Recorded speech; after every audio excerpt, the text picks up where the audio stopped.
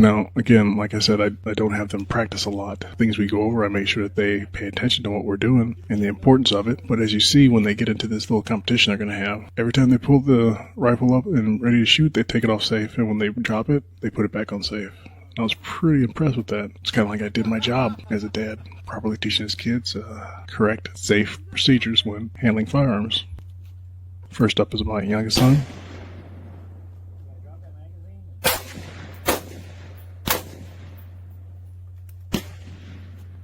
Faster than that. Do it again.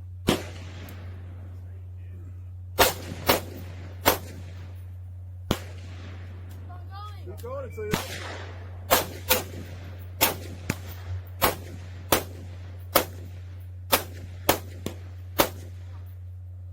Bring it down each time. Then pop, pop, pop.